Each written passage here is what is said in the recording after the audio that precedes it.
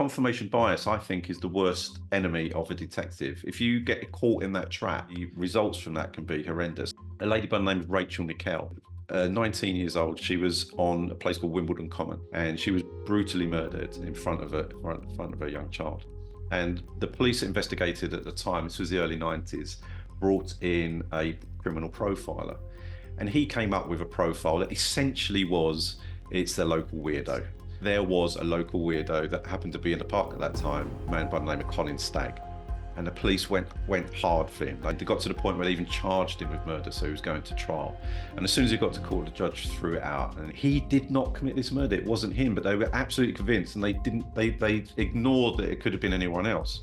When in actual fact, it was a man by the name of Robert Napper. A year or two later, after he killed Rachel, he, in a almost a ritualistic, really brutal murder, he killed a young mum and her 5-year-old child. And it was only later on, when some DNA came back on the Rachel Nickel murder, they identified Robert Napper. The I Catch Killers podcast was a fresh start for me, as I left policing behind and started a new life. Over the years, we've laughed together, cried, and shared some powerful moments. Welcome to I Catch Killers. Welcome back to part 2 of my chat with retired Scotland Yard detective Steve Keogh. If you missed part 1, Steve has given us a good understanding of the processes that go into place after his murder investigation team is called to a deceased. We talked about what happens at the crime scene, the importance of the crime scene, information management, notifying the families, and all other aspects of homicide investigation. I really like Steve talking about standing still and just taking in the crime scene and getting a feel of it. And that's the thing that you can't teach. It's something that you learn through years of experience and probably been shown by others that came before you. Let's get past the crime scene now. Where do you guys run your investigation from? So there are different police bases. So we call us, we don't call ourselves really, but the press tend to call us Scotland Yard detectives. But nobody works out of Scotland Yard anymore. It's shrunk down. It does sound cool, but it does sound yeah. I wouldn't like Scotland Yard coming after us. Yeah. But that's shrunk down to a really small building. Budget cuts. Yeah. Everything got smaller, even the buildings. So we work at a different basis. So I worked at a place called Lewisham Police Station in South East London. And we would have a section of the police station that was set aside for homicide, and all our teams would be there. Yeah. So you nominally you work at a police station, but you're not connected to the police station in terms of local policing. It's just the building you work out of. And we refer to them as a strike force room or an incident room, that when things are going well, each police station has a room allocated that should be under lock and seal in case a murder or a serious investigation comes through, and they've got computers in there and it's all right to go and ready to set up. But I've found running homicide investigations, it's crucial to have a good functioning strike force room or investigation room, a place where you've got all your team together, a place where you've got your computers, you've got all your paperwork set up. Would you agree with that? Yeah, well, as is permanent. So we have it's the MIR, so it's the major incident room, and it's where all the homes computers are, and you have permanent staff there. They're not police officers; they're civilians whose job it is to maintain all the information that goes onto homes. And yeah, that's central. That's central to it. So, and then you'd have a different office, the squad office, where the detectives would work out of, and a really important element is that at some point, at the beginning of a murder, every day as a murder goes on, maybe not as regular, but everybody comes together. Everybody from the typists to all the detectives come together and sharing information, and that's really important. I learnt very early in my career as a homicide detective. I could tell, and even when I was a senior detective running investigations, I could almost tell the quality of investigation by the manner in which briefings were done. Briefings in that incident room, detectives room, squad room, whatever you want to call it. And I had some people who I looked up to as just great detectives, and they had an ability to put all the information in a briefing so everyone felt like they were contributing to what's gone on, summarising what we know at this point in time, and explaining the lines of inquiry and information, and having not a free-for-all like someone was running the briefing, but inviting everyone to have some form of input. What's your thoughts on the importance of briefings? Because I think they're crucial. No, 100%. So if you've got 25 detectives all running off in different directions, they need to know what everybody else is doing, and just as importantly, what they're doing fits in with everyone else. So just as an example, if you've got someone who's doing the CCTV, and then you've got, if they understand what the witnesses officers, the information they're coming back with, what the witnesses are saying, what they've seen, the description of the suspect, etc., it makes their job much easier. And there may be something on the CCTV that wouldn't, on its own, wouldn't make sense, but when you fit it in with everything else, I'm a bit of a sci-fi geek. And in Star Trek, they've got this alien race called the Borg, and they're like a hive mind where everybody knows what everyone else is thinking. And that's the stage where you want to try and reach. You want to be able to get to a stage where everybody knows what everybody else is doing, so that it all does fit in. Because if you're all pulling off in different directions, it's going to be much harder to solve a crime. And the only way really, because look, you know what cops are like, Harry. If you put something in a document, they ain't going to read it. Yeah. So if you've got them in a room and they're all talking to each other, they're much more likely to digest what's going on, and they're crucial. And if you don't hold those meetings, you don't have that cohesion, and you're making it much more difficult for yourself to solve the crime. 100%. I think bringing everyone into that room, and obviously there was sometimes that people couldn't make it, but you'd have someone that they're working with that could make the briefing, and I would go around the room. Like if I was running the briefing, okay, this is what we know at this point in time. A lady's body has been found in parkland. We've got witnesses that have been interviewed, but no one saw what happened. Post-mortem result is it appears she's died of a gunshot wound. This is what we know at this point in time. And then I'd go to you, Steve. You might be coordinating the CCTV footage. What have we got from the CCTV footage? There might be another person that's looking at the canvassing aspects. You've interviewed the person that found the body. What information came from that person? And you're going around the room, so everyone's inputting and we're all on the same page. I do like Star Trek, but I hadn't really thought of homicide investigation in the form of a Borg. But I take on board what you're saying. But it is all that information, and the good leaders that I saw, they would encourage everyone to have an input, and it could be some new kid that's just come into the homicide, sitting at the back of the room and put his hand up nervously and say, "Hey, boss, have you considered such and such?" Yeah, invariably it was 100%. A good idea. If it was a good idea, I'd say, "Of course I considered that." That's not, but that input. And the other thing I think those type of briefings help. Everyone feels like they're part of a team and everyone feels like they're contributing. Because otherwise, if they're kept in isolation, it's hard to motivate people if they don't know the bigger picture. Yeah, mate, 100%. If you're a good leader, you have to create an environment that people feel comfortable to be able to speak up and say, as you say, because earlier on when I was talking about the analogy of a car, where it's the DIs that are directing it, and the DSs are the pedals, and the DCs are the engine. That car won't work if it was just the DI. Well, it wouldn't move. It's still a car; it won't move. The DSs will push the pedal; it wouldn't work. Everything has to work together, and a murder is not solved by. All right, on these dramatizations, you see the DCI, DI running around solving murders. That they don't solve murders. The team solve a murder. No one individual detective solves a murder. Even if you come up with a really good bit of evidence, it still has to fit in with everything else, and it still has to get to a stage where it gets past the CPS. It's not going to be ripped apart at court. So no one person can solve a murder. It has to be a team. And like I've been in meetings. One of the most important people to have in a meeting, I always thought, were the typists, who put all the information onto the computer, because they read every single document.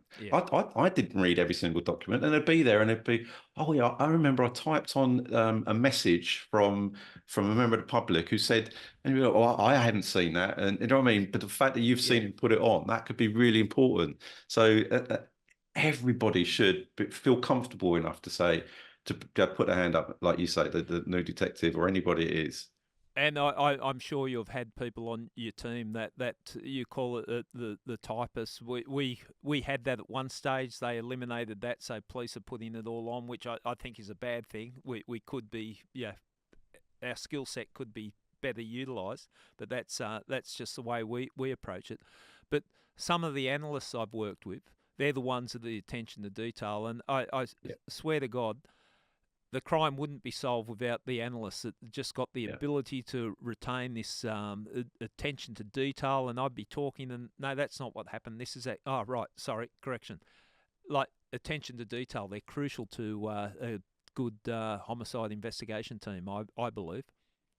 Yeah, no, 100%. So when I first joined the murder teams, it was before our government decided to absolutely wreck policing in the UK. Yeah. But when I first joined, we had an embedded intelligence analyst who was not a police officer, civilian, really, really highly trained in how to use different software and methods for collating intelligence information. And one of the most important roles was a timeline. So if you've got thousands of bits of information, if you overlay them on a timeline, suddenly things become more. You can see how different events relate to each other, how the build up to a murder happened, looking for an important trigger in the build up to a murder. There's all different aspects of a crime that don't jump out of you if you don't lay them in that timeline, and that's one of the jobs of an intelligence analyst. And they were really fundamental, crucial to our investigations. And then when the budget cuts came in, they took them off of our murder teams and they centralized them. Yeah. And so you would have an analyst attached to your team, but it wasn't the same. They weren't embedded with you. They weren't living and breathing the murder like we were. Yeah. And our investigations 100% suffered because of that decision. It all comes down to money. And that really, really, really pisses me off. Investigating a murder should not be about money, but sadly, that's the world we live in. Yeah, and, the problems you're talking about are not dissimilar, and I've been out for a couple of years now, but I know the situation you're talking about where people above didn't understand the value of, I need this analyst working with me full time, I need this, I need that. You're not asking it for the fun of it, you're asking it because this is what's needed to solve a murder. When we talk lines of inquiry, people often say, as a detective, do you have a hunch? And I say, well, not a hunch. When you're looking at a line of inquiry, a hypothesis so you might throw out, maybe this person got murdered because he had a gambling habit or something along that line. That's a hypothesis. It's not.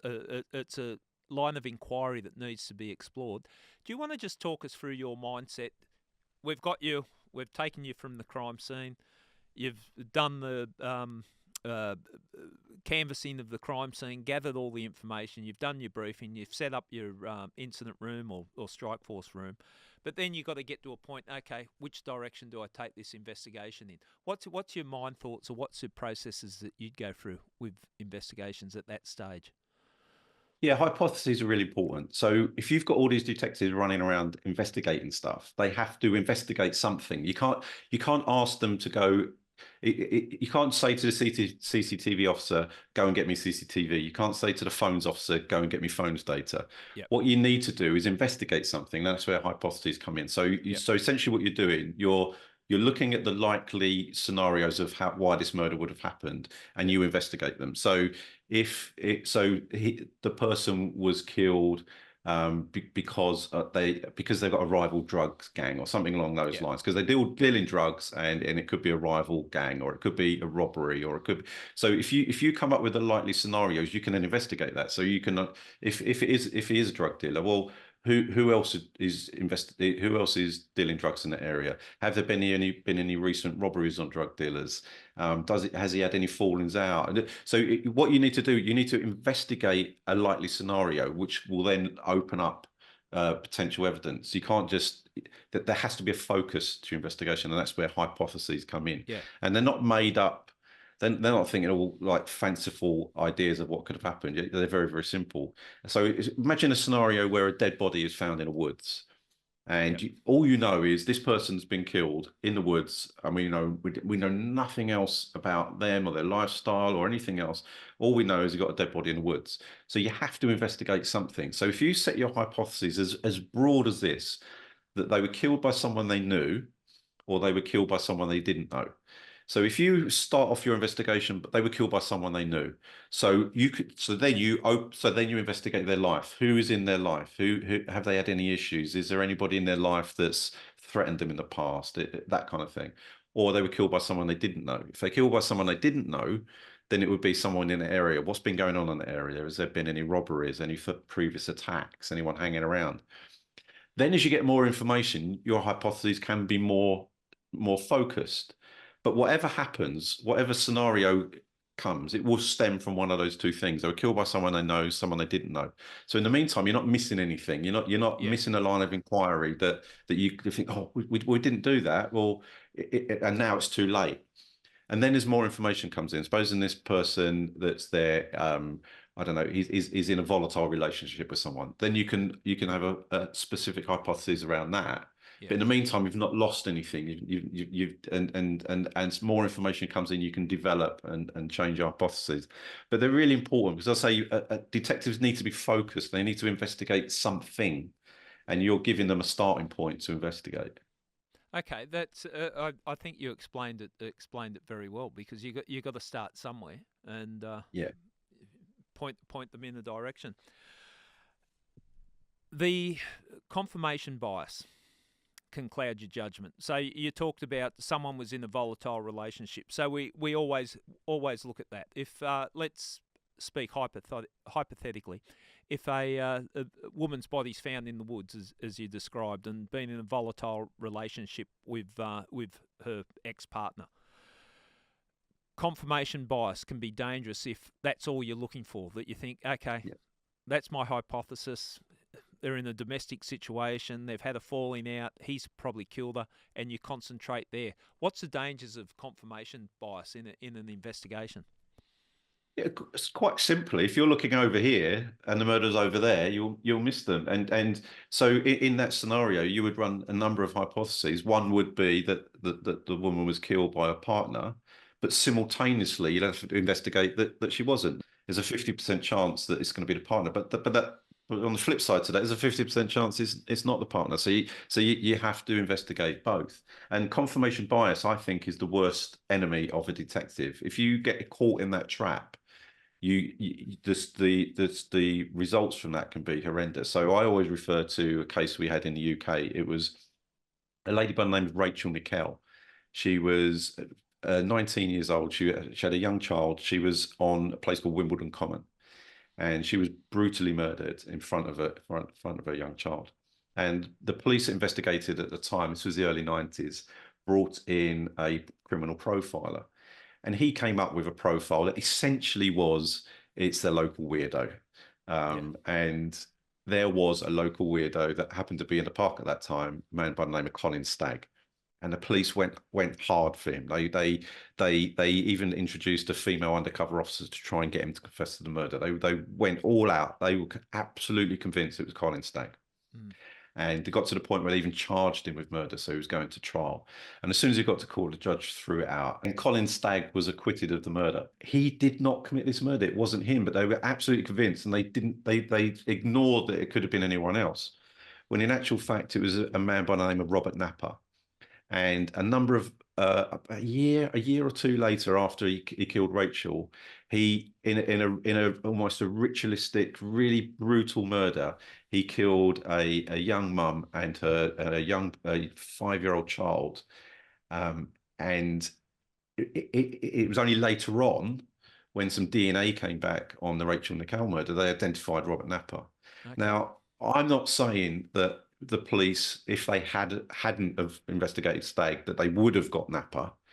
Yeah. But by not looking for Napper, they were never going to get him. And the result of that is that a young mum and a child are brutally murdered. When there's a chance, I'm not saying it would have happened, but there's a chance if they hadn't have been so caught up in Stagg, they might have got to Napper. And that's the danger that can happen when you convince yourself. And what you end up doing, confirmation bias, essentially, what you're doing, you've made up your mind.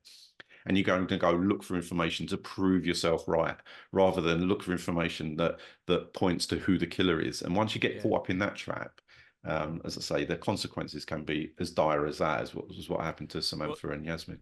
That's a horrendous example, but I can see it how it happens, and that's the pressure of homicide investigation. If you get it wrong, there's consequences. If you get it wrong, someone might get away with murder. You don't. I don't think there's any fair-minded detective that wants to see someone put away that hasn't done a crime. I think that anyone with a fair mind would be horrified by that scenario. So it's where the facts take you, and I think that's the important thing as a detective, that you can't. Yeah, you can have your theories. I call them case theories. This might happen, but you've got to follow the facts, and you've got to look at it objectively. And that confirmation bias is dangerous. You've got to take a step away and just make sure that you're looking at it objectively. Yeah. So what you said earlier on is so important. So what you need to do is, as well as trying to, you're not trying to prove a person committed a murder. Yeah. You're gathering the evidence for somebody else to make the decision. That's your job. Your job is to gather the information, to go to court, for that jury to make a decision on someone's guilt. And you have to test both sides. You can't just look for the evidence that helps you in your case. You have to look for both sides, because you're not a judge or jury. You're looking, and what you said there about trying to prove that they didn't, that's a really important element. Well, what if we're wrong? Yeah. And when it comes to the decision making, looking for what if I'm wrong is such an important part of that process, because you might be wrong. And you were talking earlier about hunches. I think they're the most dangerous thing in the world. I mean, you do get, as a detective, you do start to get intuition and you get feelings for things, but you can never guarantee that's right. And if you place too much emphasis on your gut feeling and you're wrong, that's where you end up going down the wrong avenue, and you're chasing the wrong person. The hunches have got to be overlaid with the facts. You Exactly. can't have a hunch and just run on a hunch. And I've seen people do it, and it can take it in the wrong direction. When I get complicated investigations where there's a lot of suspects, one of the three areas I look at is opportunity, capability, and motive. And to help me cut through, we might have literally hundreds of potential suspects in a case. So opportunity, capability, and motive. Opportunity. We might be able to eliminate 100 of these suspects because they're overseas or in prison at the time. So they didn't have the opportunity. Capability. Have they ever committed a crime? Would they be capable of committing a crime? Are they physically capable of committing the crime? Has a history of it? That type of thing. That can eliminate other suspects. No, the bloke was in a wheelchair. He couldn't have committed the crime. And then motive. And I put motive as the last because sometimes you solve murders without even knowing the motive. Sometimes it's you wish you knew the motive. You don't know. Sometimes the crooks don't even know the motive, I think, on occasions. How do you break down when you've got there's a whole range of suspects? It might be a child murder, it might be a gangland murder. How do you cut through and prioritise what lines of inquiry or who you start to look at first? Yeah, so we don't use it on all murders, but we have a method known as TIE. So they changed what TIE stands for. It used to be trace, eliminate, trace, implicate, eliminate. Now I think it's trace, interview, evaluate. But they changed the words, but it's the same thing. Yeah. So essentially, you've got a list of people, and that list could be, I don't know, the last person that saw the victim alive. Yep. People that have had issues with the victim, people in the area at the time. People last in contact, whatever it is, you come up with a criteria that you're going to formulate this list, and then the important part is your elimination. How am I going to what am I going to use to eliminate them? Have I got a description of the suspect and I can use that as a basis because they clearly aren't suspect because they don't fit the description. As you say, were they in prison? Were they not in the area at the time? Can I place them elsewhere?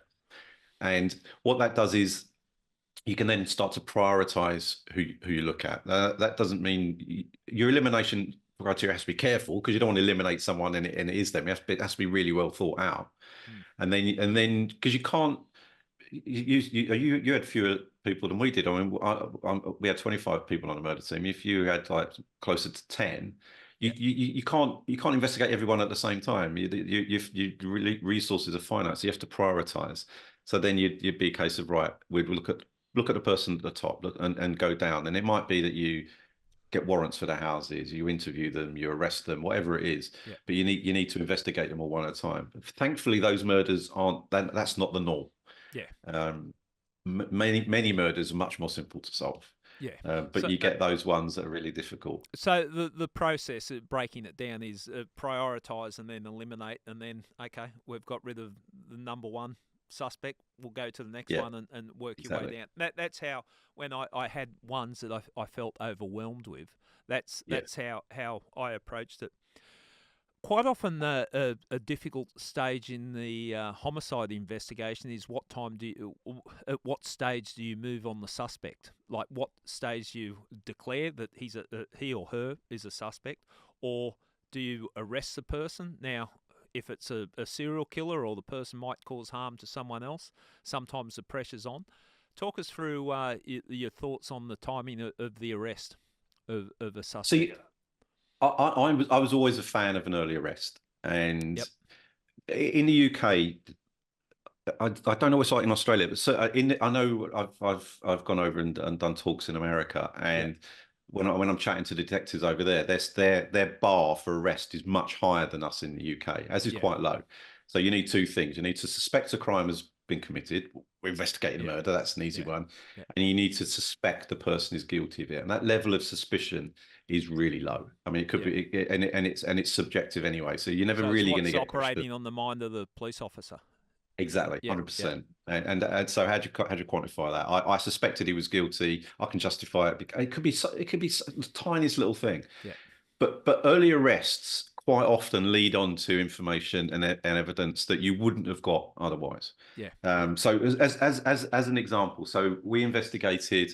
It was a tragic case. It was an arson attack on a family home, and it was a mum and her 4 children. There were 2 older boys who were sort of in their 20s, a girl of 21 who was at uni, and a 15-year-old daughter who's at school.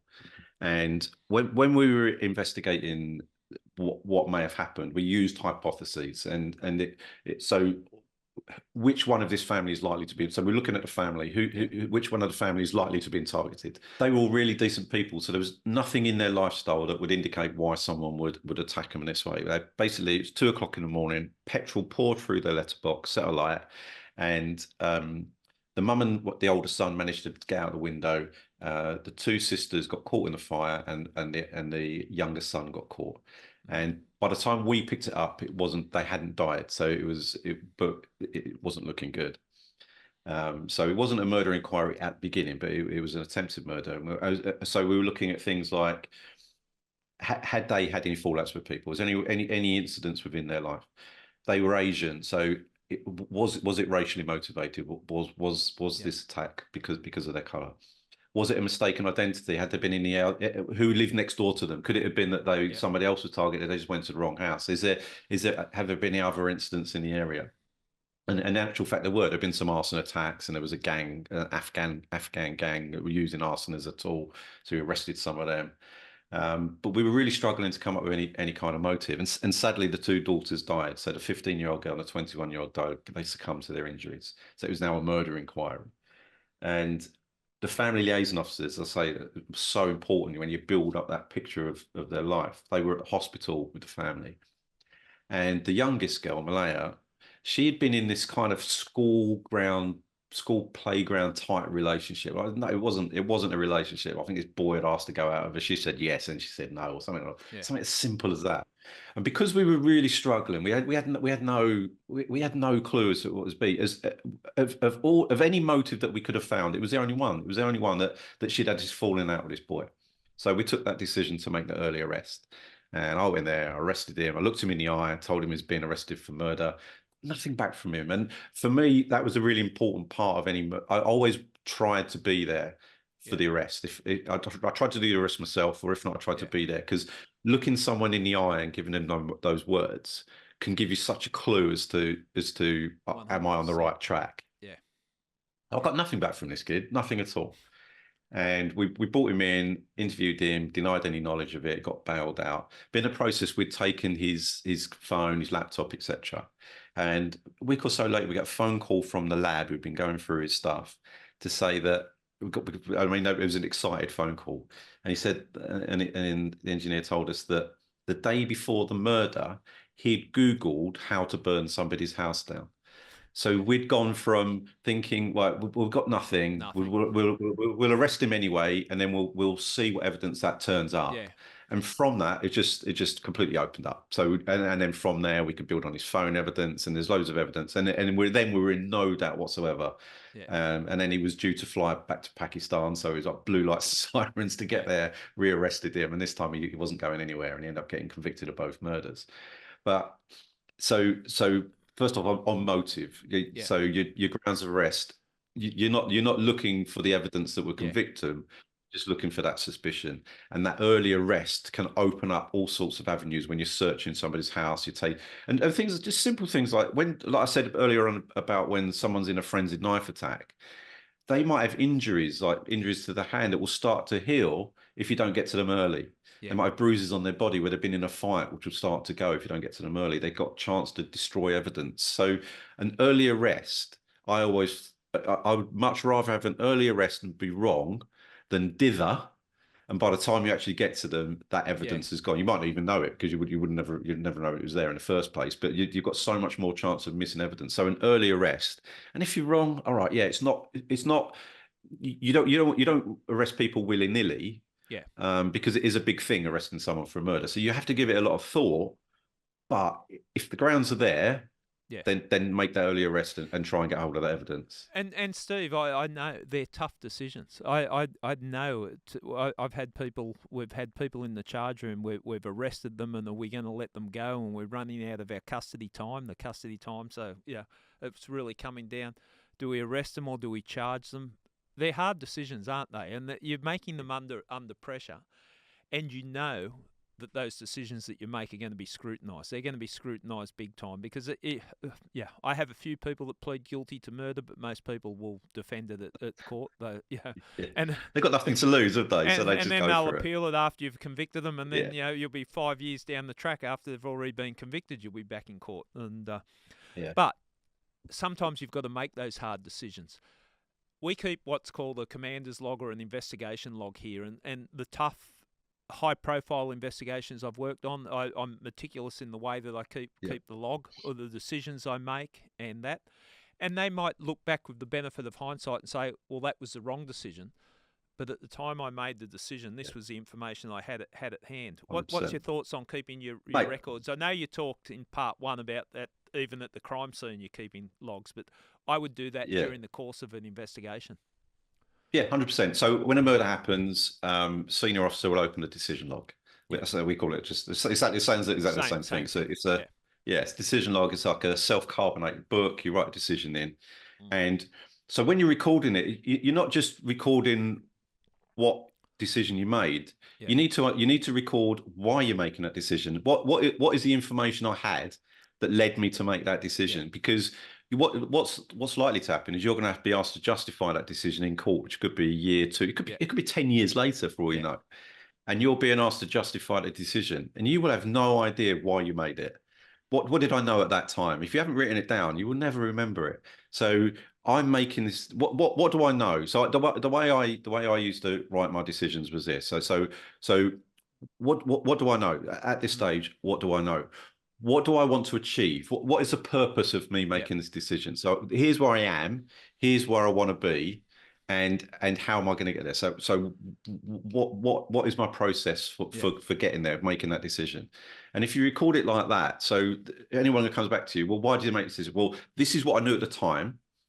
This is what I was trying to achieve, and this is the decision I made to try and get there. And they can try and be clever and say, well, you were wrong. You say, well, yeah, okay. In hindsight, 6 weeks later, once I had the further evidence, I probably wouldn't have made that decision. But at that time, that's the information I had, and that's the decision I came to. Yeah, I was wrong. But it's a justified decision, and that's so important, hugely important. And you can retain your integrity and credibility in a witness box in a court situation, an inquiry situation, if at the time I made this decision to arrest this person or let this person run based on these facts. And it's a safeguard because I think to be a homicide detective, you got to have thick skin, because what I know with homicide, no matter what you do, someone's going to be criticising you.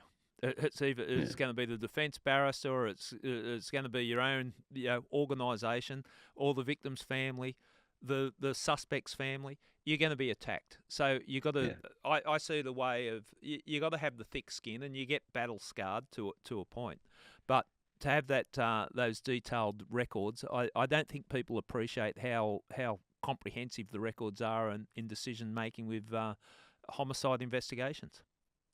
Yeah, no, and as the leader in a murder inquiry, you have to make those decisions. You have to record those decisions, Yeah. and if you don't, you're going to come unstuck at court. And as I say, everything you do comes back to that courtroom.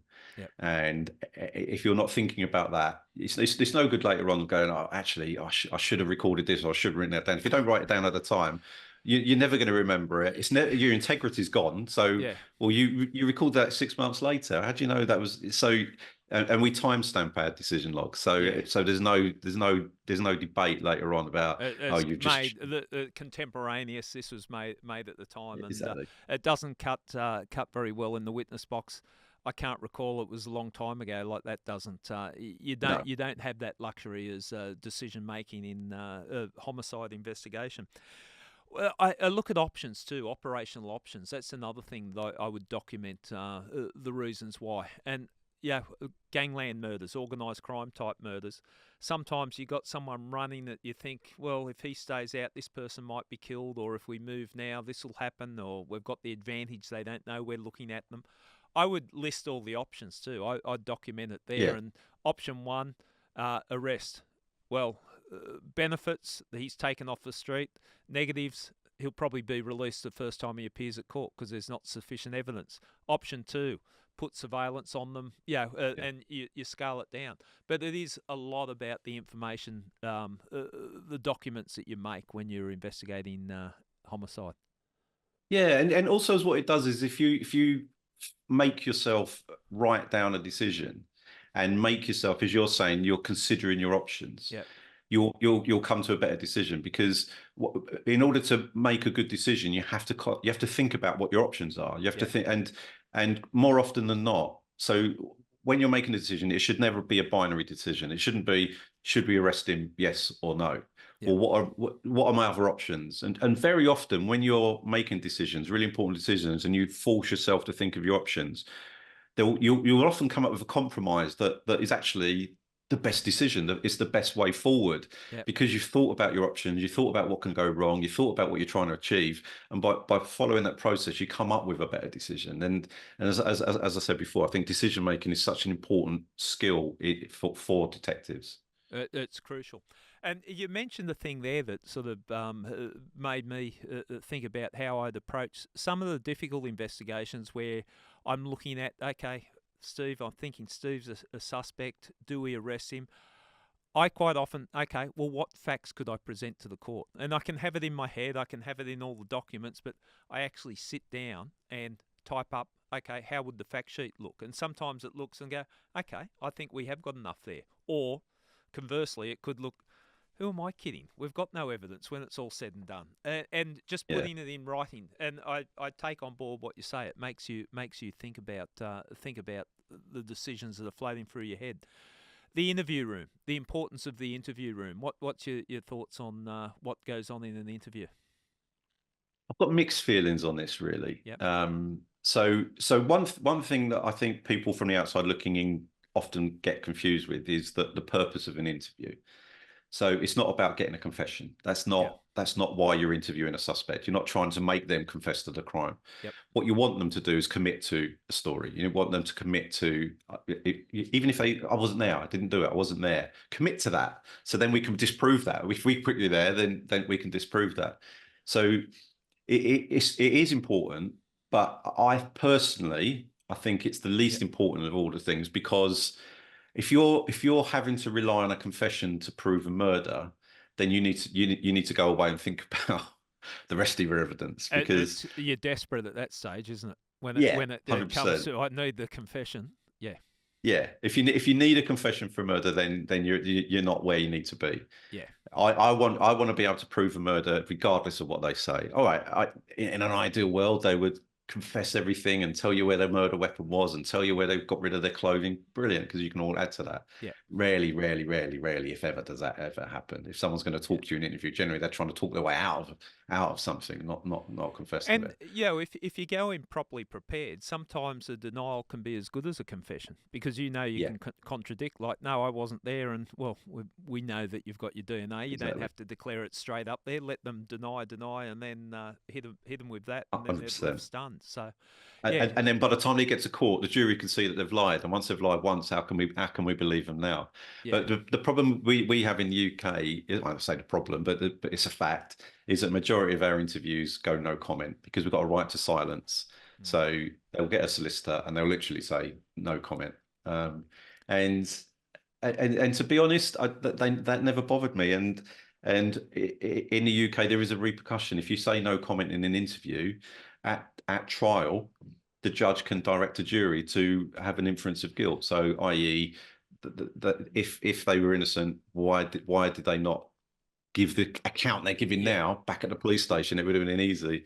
I had one trial. It was a gangland shooting. It was a motorbike, and pulled up next to a car and shot the person in the car.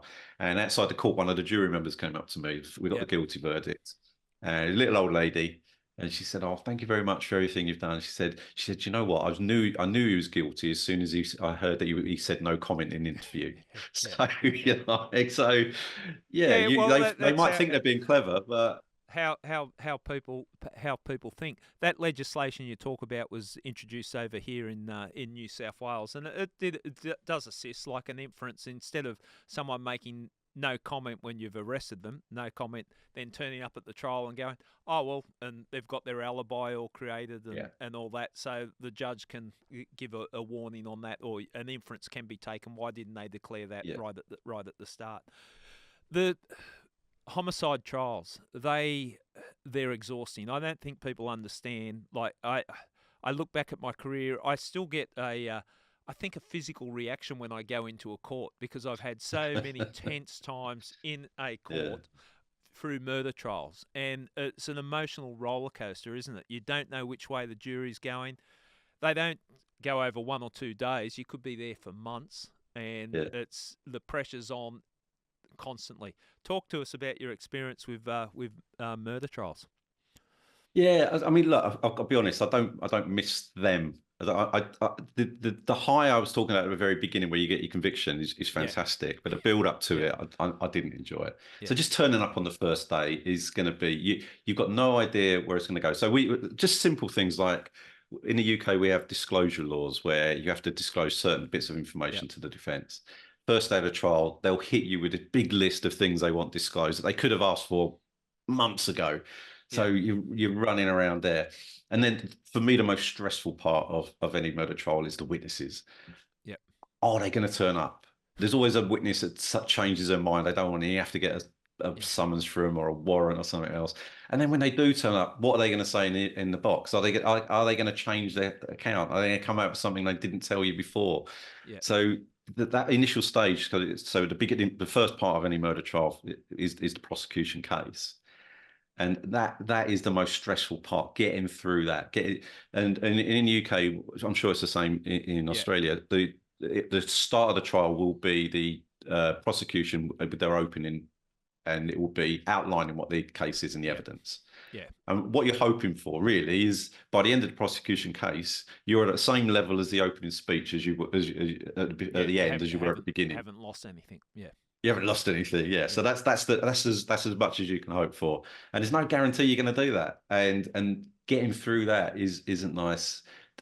I came across many decent defence barristers, but I came across equal number of dickheads, to put it mildly. I think that's fair to say, Steve. I understand they're doing the job, but some go way above and beyond. Like, if it was us doing it as police going that hard, there'd be criticism, and when they do it as defence. You talked about requisitions. That just they would do it deliberately. I know they do it deliberately, like it'll be a Friday afternoon, the trial's due to start Monday, and you receive at 3 o'clock in the afternoon. You've got a weekend where you just want to clear your head and get ready for the trial, and there'll be a list of requisitions that they know will take you all weekend working through the night to get. And it's just trying to rattle you before. And if I say this to defence barristers or legal people listening to it, we wouldn't do that. That's what they're doing. They're trying to rattle the detective or detectives, the investigation team, the prosecution before the trial with these unrealistic requisitions that, as you said, they've had the brief for months, if not years. They could have asked for them, but they leave it to the last moment, and knowing that you're just going to turn up frazzled on the Monday morning before you present to court. So it's it's. I think I'm the same as you. I love those highs where you get the guilty and you feel like all your work's been justified, but I don't miss the court. I don't miss being in the witness box. I don't miss being in there for days, being cross-examined and questioned about what you've done and the decisions. And it's a theatre in part with the jury there, isn't it? Like they're trying to rattle you and they're just trying to discredit you in front of a jury. Not a pleasant place to be. But no, not at all. I mean, and like you've given evidence, and it's a lot of pressure. You know, I've given evidence, and I've come out and I think, why did I say that, or why didn't I say this? And it's awful. And what you don't want to get into an argument with the barristers, because that always goes one way. But they're trying to undermine you. They're trying to make you look incompetent. And it's not pleasant. Nobody wants to go through that, do they? You don't, but you do get conditioned to it. And I think if you're not nervous before you get in the witness box, you're not properly prepared. I would be nervous before I got in the witness box, but I due diligence. I'd do as much preparation as I could before I got in there and do your best. And you're told not to bite back at the questions, just answer the questions. But sometimes it's hard. And the longer you've been in this business, the barristers know your personality, know who you are, and know how to push buttons. Yeah. So, but there is a bit of theatre there. Homicide investigation generally, just there's different cases, and I hate it when people ask me, what's your hardest case, or what case was your most important, or because they're all important. If you work a homicide, it doesn't matter. Like the bloke you turned up and there's 4 people at his funeral, of which you're one of them, or the one that I turned up where there was seven people. What's a homicide investigation that stayed with you? Something that's sort of changed you as a person, or changed the way that you look at life? Yeah, for me, it was always about children. So if I investigated a murder of a child, that was always stayed with me. And there was one in particular. So we've not mentioned this, but I've got a TV show in the UK. Yep. And I sit down and I chat with investigators. And the only case we feature of mine is the very first one, and it was this. And it was probably the one that will always stay with me. And it was quite high profile in the UK at the time. We've got a soap opera here called EastEnders, and it was a woman who was an actress on there. All right. And it got reported as a missing persons case. It came into us on a Saturday, and very quickly we realised that this isn't right. So it's things like she suffered from motor neurone disease, and she's gone off with her 2 boys, and she could just about look after herself, let alone her 2 boys. Yeah. And her husband had said, "No, she's left me," and he then disappeared. So straight away, you got the feeling for it, and I was like, no, this isn't good. And what you're hoping for is what we realised when we went into the house. He'd done a clean up, and there was signs of a really violent attack in the kitchen, and you're kind of clinging on to the hope that clearly something's happened to Shah and Cyan. But what about the kids? Could he have put them somewhere? So we're trying to find the kids, go to family members, etc. So you're always clinging on to the hope that in an ideal world, the 3 of them alive, but you kind of conditioned to the fact that someone's clearly been murdered by the crime scene. Where are the boys? But by 2 days in, we discovered that they were all been murdered, and they were buried in the garden. Right. And then he had fled to Africa, and just the brutal nature of those crimes, the way in which, so for instance, one of the boys had defensive injuries, which indicates that he knew that his dad was attacked. I mean, it's just awful. Was a biological father? Biological father, Yeah. who's killed his wife and two children, and it's those kind of cases, and that for me, just the brutal nature of it, the circumstances and the way in which the investigation went, it was just one of those ones that will always with me. Now, I'm not an emotional person normally, but on the TV show, I actually lost it at one point when I was sat with my mate who we investigated it with, and we were talking through it. It was almost as if we were reliving it, and I'd never spoken about it before. I'd spoken about it in terms of I was involved in this investigation, but never to the depth that we were going into, and we were almost reliving it. And it was that moment where the phone call come through from the crime scene to us that the three of them were in this grave, and it hit me, and I welled up, and I was like, I couldn't speak. Yeah. And it's like we don't No, you don't want to show that. We don't. No, and it was it just shows you that deep down you're carrying these things, and when you dip down into it and you start to open up, that you must be carrying so much that you just bury. And as I say, for me, it was always about children. There are a few cases I've got where you see the dead body or the post-mortem for the child, and it's hard. Yeah.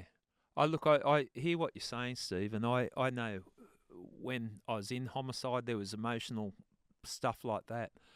When you step away from it and you relive it that way, if I do talks or I see the family victims at different things, and it's almost like you're out of the cops and you've let your guard down now. Like in the cops, well, you had to be rock solid, and I still, I'm a tough guy. I'm still rock solid just because I'm out of the cops doesn't soften me up.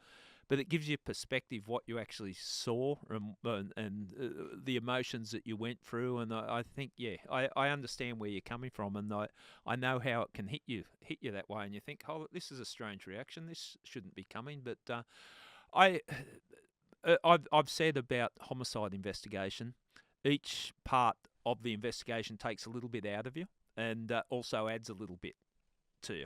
Like, you can't get. Sometimes you do just the on-call response and the homicide. We call it the smoking gun type homicide, where you're not heavily invested in it. It's pretty obvious what's happened and it's solved, and the local police are dealing with it, and you've just had a superficial overview of it. But the ones that you actually pick up and run, whether you're leading the investigation or part of the investigation team, you always hold on to aspects of that, don't you? Yeah, 100%. 12 years in homicide, that's a long stint. How did you cope with the pressures and the emotions that come with homicide investigation? I'm going to say something that probably resonates with you and probably every murder detective, because I just compartmentalize. You you don't actually deal with anything. You just bury it. So you're seeing gruesome things. You're dealing with for me, the hardest thing wasn't ever the dead bodies and that. Apart from children, I always found difficult. But it wasn't the dead bodies, because you build up that resilience to that throughout your career. To me, it was always the trauma of the family I found the hardest thing to deal with, and dealing with their grief. But you don't dwell on it. You just push it aside. You bury it down, and then you just focus on your investigation and your job you got to do. And if that's your focus, if that's what you're thinking about, you can. I mean, I used to think it was actually when I wrote a book, and it was I was reflecting on my career, and I always thought I was brave in as much as that I don't deal with that. I don't think about that. I just bury it. But what I came to realize was it's actually, I think it's braver to deal with your feelings. So I did a eulogy at my dad's funeral, and it was basically me writing down how I felt about my dad and talking about it. And I don't talk about my feelings. I don't talk about that kind of thing. And I was an absolute mess. Yeah. And my sisters, who women are much better, I think, at doing this, and they deal with it. They had to help me through, and it's because I don't have the. It's almost like I don't have the ability to deal with feelings, because I don't. I've got no. Yeah. I haven't got that in my armory. I can't deal with my feelings. I just ignore them and bury them, and when I have to, that's where I get caught up. And so when I'm doing the TV show and I'm talking about that crime, I'm talking about feelings, and I can't do, I can't do that. So where I used to think that was the brave thing to do, I actually think the bravest and probably the most sensible thing to do is deal with them. Deal with them as they because occur.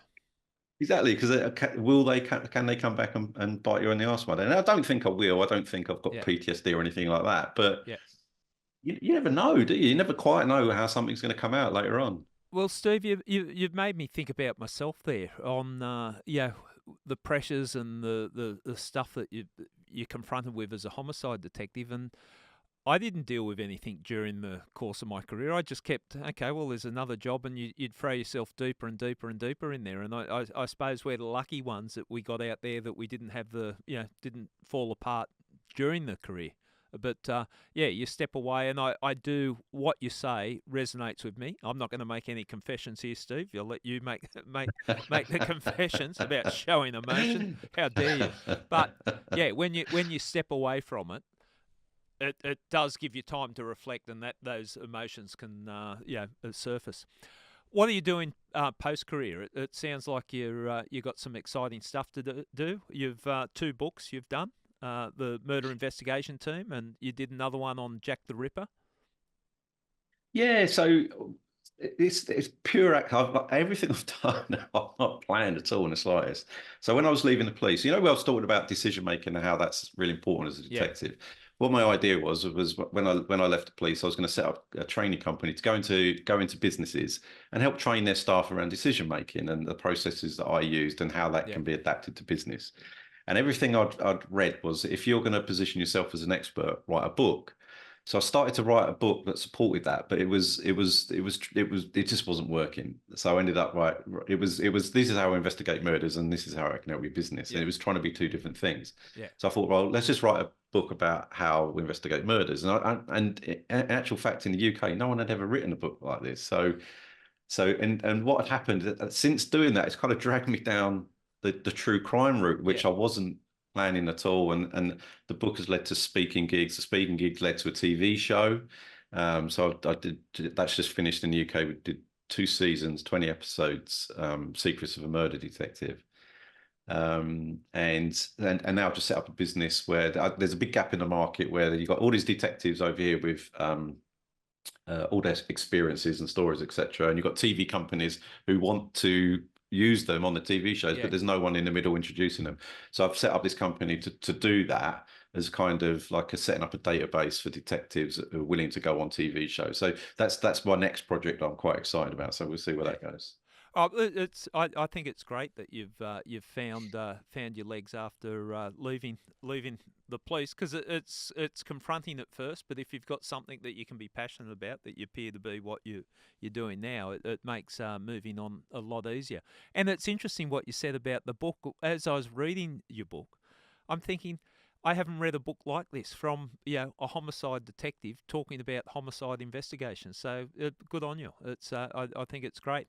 To me, you look like, regardless of the fact that you've lost your hair, but that happens to the best of us, you look like you've got a sense of humour. You look like you've come out relatively unscathed. But full credit to you for the work that you've done. Thanks, mate. No, I appreciate that. Yeah, but we're obviously very, very similar. I think our attitudes are. I don't think we disagreed on anything today. And when you've got something that you're so passionate about, for me it's murder. Where'd you channel that? I mean, it's very difficult to. There's no direct comparison in the civilian world of. Well, I investigate murders. I don't want to do corporate investigations. That's not going to float my boat. I don't want to do security. It's like, well, what am I going to do that I can keep just talking for hours and hours about a subject I'm passionate about, and who's going to want to listen to that? I mean, my family, I've bored them to death. No one ever wants to hear war stories from me. Same story. Well, yeah, look, exactly. let's take stock of us. You've written a book going Murder Investigation Team, and I'm sitting here in the podcast studio with signs up saying I catch killers. Oh shit, yeah, we've really let it go. But no, we need to move on, really, don't we? Yeah. I understand where you're coming from, Steve, and I've really enjoyed the chat, and I can tell the type of cop you were and type of homicide detective, and I would have liked to work with you. It would have been good. And Likewise, mate. Likewise. Yeah. I share your passion for things. So all the best for the future. Thanks, Harry. I really appreciate it, mate. Thanks for having me on. Cheers. I know I say it a lot, but I do enjoy talking to real homicide detectives, and I reckon Steve Keogh is a definite real homicide detective. I like the way he thinks. I like the way he goes about his business, and utmost respect for him. 12 years in the murder investigation team in Scotland Yard. He's done the hard yards, and I really enjoyed speaking to him. And I've not amazed, because I always thought it was the case, how similar the way they approach their investigations are to what we do over here. But it was a great chat.